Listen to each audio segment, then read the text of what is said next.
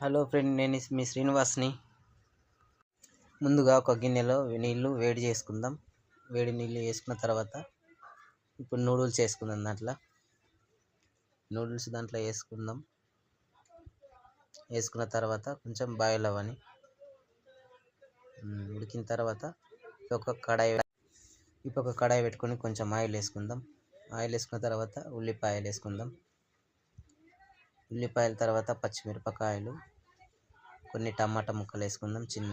చిన్నగా తరుక్కున్న టమాటా ముక్కలు వేసుకొని కొంచెం అంతా కలుపుకుందాం. మంచిగా కొంచెం అంతా ఫ్రై అయిన తర్వాత ఇట్లా కలుపుకొని ఫ్రై అయిన తర్వాత కొంచెం అంతా ఉప్పు, కొంచెం అంతా కారం వేసుకుందాం.